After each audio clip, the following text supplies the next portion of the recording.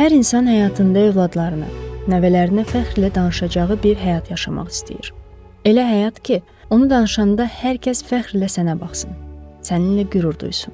44 günlük müharibədə şəhidlərimiz də, Vətən müharibəsi əlillərimiz də adlarını tarixə qızıl hərflərlə yazdırdılar.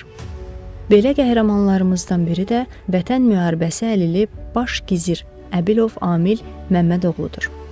Amil 1978-ci il sentyabr ayının 3-də Ağdam rayonu Seyidli kəndində anadan olmuşdur. 1985-ci ildə Seyidli kənd orta məktəbində təhsilə başlayan Amil 1998-ci ildə hərbi xidmətə yollanır. 1999-cu ildə xüsusi təyinatlı gizirlər məktəbini bitirən Amil kiçik miçman rütbəsi alaraq xüsusi təyinatlı qrup komandiri təyin olunur.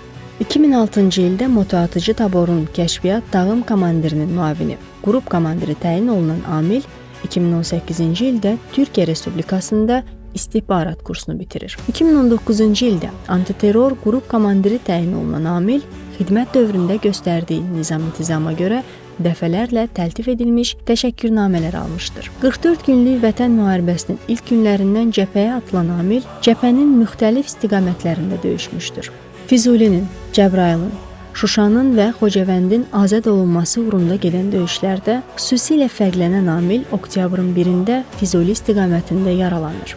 Yaralansa da döyüş meydanını tərk etmək istəməyən Amil Şuşaya qədər vuruşur və ikinci dəfə noyabr ayının 26-sında Şuşa istiqamətində gedən döyüşlər zamanı yaralanır. 44 günlük Vətən müharibəsində göstərdiyi qəhrəmanlıqlara görə Füzulinin, Cəbrayılın, Şuşanın və Xocavəndin azad olunmasına görə Vətən müharibəsi iştirakçısı medalı və 3-cü dərəcəli Rəşadət ordeni ilə təltif edilir. Qəhrəman gizirimiz ailəlidir, 2 övladı var.